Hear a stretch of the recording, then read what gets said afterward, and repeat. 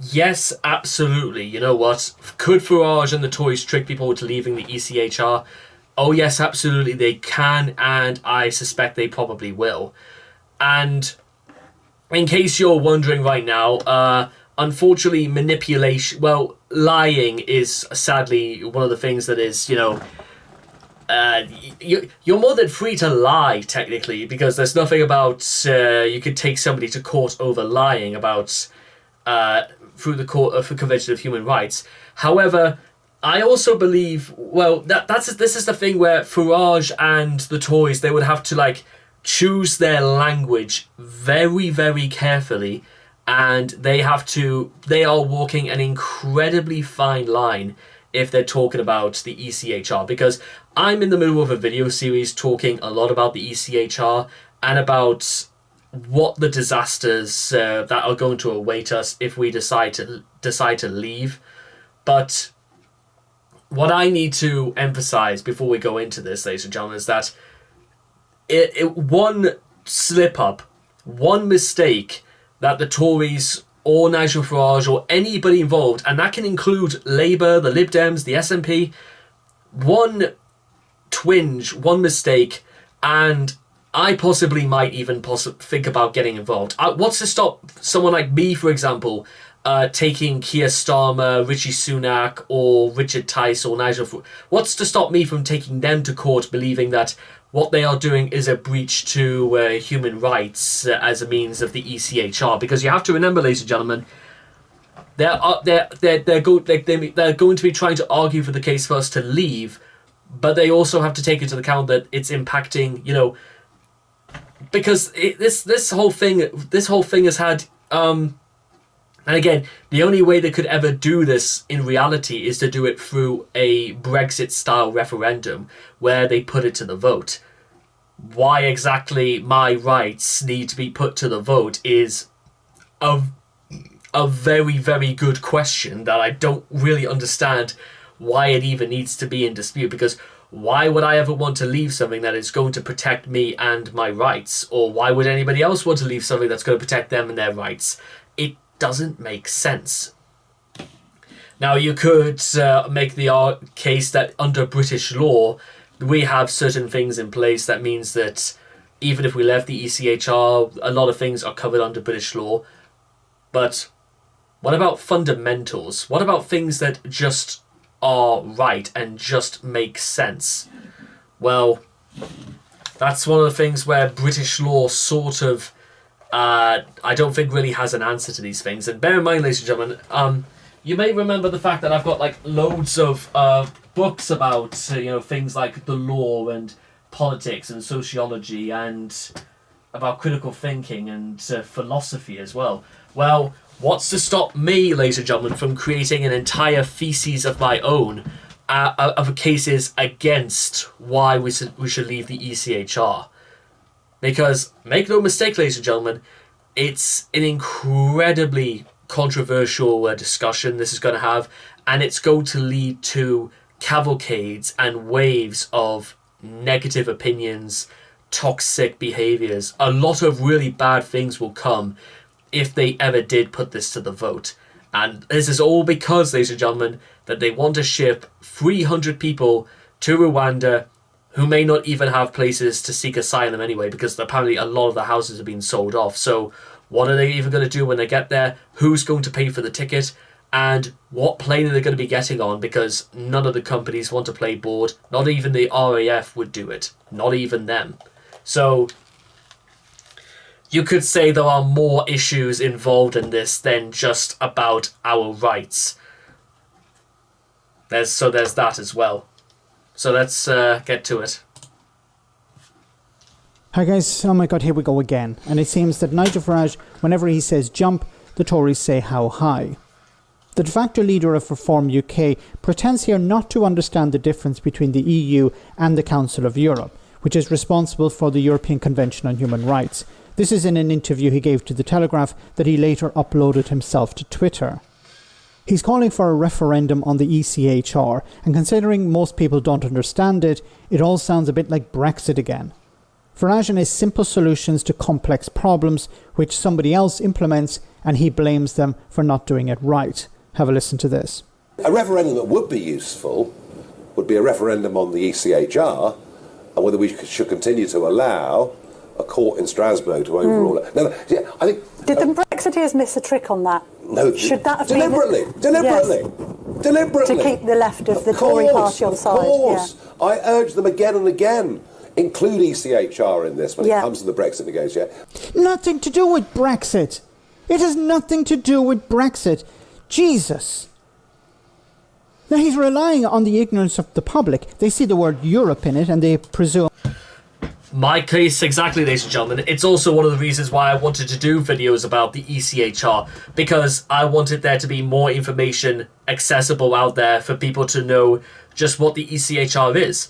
I wanted people to know exactly what's going on, because I feel as if, like, if you're going to be having shit stirrers like Farage tell us what the right and wrong thing is to do, then I feel like, again, it should be down to me just to explain just a little bit about what exactly the ECHR is, what the Council of Europe is, what exactly leaving the ECHR will mean for things like the Good Friday Agreement, possibly even making references to that, and that would require an entire different study on its own. And, well, these are conversations that Nigel Farage doesn't really want you to know, because he's in the proportion of people circa to some Chinese dictator about reading books makes you stupid. I honestly believe Nigel Farage is sort of in the mindset that if you give the lower classes intelligence, if you give them information about the real world, they would recoil and protest against the government in horror, and against people like Nigel Farage. Ignorance is strength is probably what the motto for Reform UK should be. Well, it must be part of the European Union. It must be something to do with Brussels. These are the same people who told the public we need to leave the European Union in order to take back control of our borders. Yep. Now he's saying we need to leave the European Convention on Human Rights to take back control of our borders. And unfortunately, people are listening to him, and people are believing this charlatan once again. This is the guy, remember, he told people we need to leave the EU in order to take back control. Now that control has not been taken back, it's not his fault. It's the Tories, because they didn't believe in Brexit enough. Rishi Sunak doesn't really believe in Brexit, even though he campaigned for it. Boris Johnson didn't really believe in Brexit, even though Nigel Farage was willing to help him win an 80-seat majority. These charlatans, once again, trying to convince people to vote against their own interests. We need to leave the European Union to take back control, to grow the economy, to reduce the price of food and footwear and stuff like this. And what has happened instead? Inflation. Brexit is part of the inflation drive. There are barriers to trade. British people have lost freedoms, the freedom of movement, other freedoms as well. This has damaged the UK economy. It has damaged Britain on the world stage. And you have these charlatans. So, you could say from a purely economic standpoint, Brexit has crippled a lot of our freedoms economically. And now what they're going to do is move on to something a bit more insidious by trying to restrict social freedoms and freedoms for all. That's arguably what the next stage is going to be. Once again saying we need to leave the European Convention on Human Rights in order to take back control. Like, if this doesn't work, then what? We need to leave Earth. We need to leave planet Earth in order to take back control. Boris was never going to do that. Can I just also make the point as well, is that I've got a better idea. Why don't we get Reform UK and Nigel Farage, why don't we send them to the moon instead? Think about it, seriously. How many migrants do you see on the moon? How many, how many camps like the ones you see of loads of people outside of places like Calais do you see on the moon? You don't see any of them there. Think about it. It's paradise for simple-minded people like Nigel Farage and Richard Tice. It's an entire a moon where there is absolutely nobody that can interfere with their economy. There is nobody that can interfere with them socially, they will have an entire space to themselves. More to the point, we won't have to listen to them either. So there you are. And as I said before, out of sight, out of mind. No interest to him. I think if you have a referendum, the question must be very specific. That's why a referendum on immigration is so difficult to do. But I think a referendum on ECHR, I'd love a referendum on the House of Lords. Okay, I don't care about that. Look, he's interested in a referendum with a very simple yes or no. And this is what he would rely on. And this is what many Brexiteers and people within the Conservative Party would rely on. Well, we'll just leave the European Convention on Human Rights. This will stop the boats. This will reduce immigration. Let's ignore the fact that it's about protecting the rights of British people. Do you know what I think would happen if that was the case and how they would stop the boats? It means that police, the Navy, or rogue traders, for example, can literally capsize boats. They could throw things at the boats. They could probably even, I don't know, acquire weapons or something like that and literally try to stage coups to literally act extremely unlawfully because, well, there's nothing stopping them. They don't have any rights anymore. And if you want to make the case for the Channel being part of Britain, you're more than free to do so. And, well, if that's, or even still, if they even do reach the shores, then they could just, well, we could just have the rights to just literally fence them all off from anywhere outside of the beaches, and we will simply let the tide roll in and for them to be pulled back. I don't really think there's going to be a level of monstrosities in that sense that even Reform are willing to go to. Because, again, how their net zero plan is going to work when they still haven't identified what counts as an essential worker or not. But once again, ladies and gentlemen, this is the situation we find ourselves in because, well, supposing that migration doesn't actually stop when we leave the ECHR, supposing that things escalate again, well, then what happens? You tell me. You won't hear Farage talking about that, of course. We won't talk about the reality of leaving the convention. And of course... Speaking of reality, that also brings a good question. Supposing that, again, a referendum like this comes into place, supposing people actually, for whatever reason, wanted to leave, and somehow things literally don't change, inflation skyrockets to the moon, and, well, who is going to police the politicians then? Who exactly is going to step in and actually, say to the politicians, you know what, we're beginning to suspect that actually what you're doing, it sounds like you've just straight up gone mad with power. And to be honest, even now I'm beginning to think that maybe that's the best way to summarise this whole situation with the ECHR.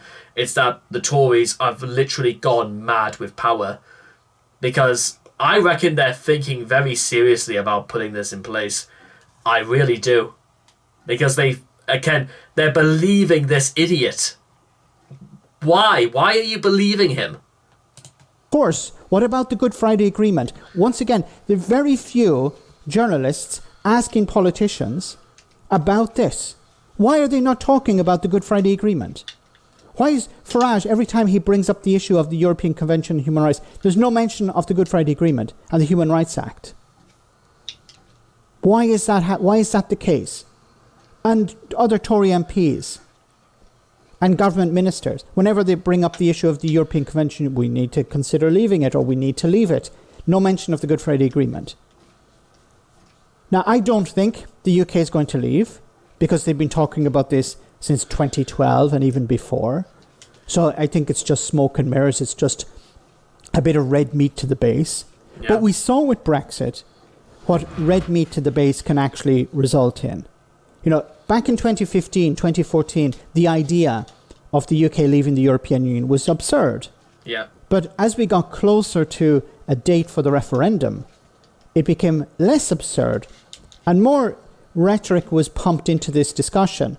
The likes of Farage saying, well, everything will be wonderful when we leave. Daniel Hannan saying, don't worry, nobody's talking about leaving the single market. Yeah. So the lies upon lies were piled upon the rhetoric. And then the public were convinced, well, leaving the European Union is either not really going to have any impact on Britain, or it's going to be absolutely wonderful. Because the people selling it were never going to be harmed by it. Yeah. Farage isn't living under a bridge. Daniel Hannan is now a member of the House of Lords. So the people who were selling it as a wonderful solution to all problems, a simple solution to all problems, they would never actually suffer the consequences of it.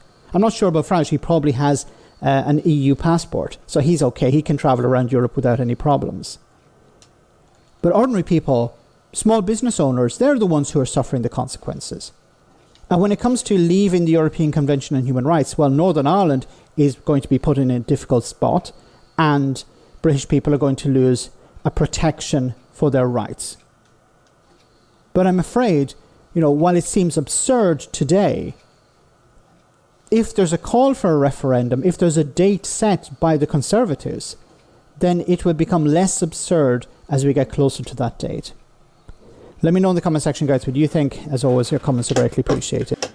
Well, what do you expect, ladies and gentlemen? And this is I think Max put the question to us all fantastically because, it sounds absurd, but I reckon in this time next year, we'll be having questions about this, or whether or not, because a lot of this also relies on the idea about whether or not even Labour even wins the next election. Because think about this seriously. Do you guys seriously... I'm just going to pose this question to you. If Labour won the next election, do you think that the question about leaving the ECHR will even be mentioned again under a Labour leadership? I doubt it. I seriously doubt it. Because as someone who has studied law for the greater part of his life and has even been awarded a knighthood for his works, Sir Keir Starmer would understand and know far more about the actual workings and the machinery behind why we have these things in place and what the Council of Europe really means, and the things that we were responsible for doing after the Second World War. So what I think actually Labour could accomplish something very significant in this is that if, let's say, Keir Starmer or even Angela Rayner or Rachel Reeves or other members of the Labour Party, they actually came together and they put forward to the public exactly what the ECHR, if they educated people about about what really is going on and about what exactly the ECHR is and why it's so important to our lives. If they could do something like that, then I reckon the voices around Reform UK and around Nigel Farage will be silenced quickly, very, very quickly, because that's the problem we face right now, is that Nigel Farage is talking. He is suggesting these things. Other people talk, and, here's the thing.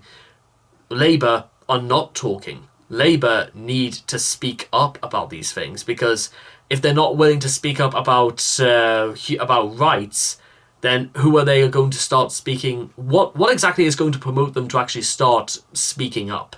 What is it going to take? And this is something even the Tories themselves would actually do great, even for those who disagree with the proposal for the referendum, is that they could actually come together and just straight up say that, again, it's not a good idea. Brexit was not a good idea. And again, this is even on the side of the people who are even on the red and blue wall, or even those who just are very conflicted and have very scathing things to say that they won't actually say.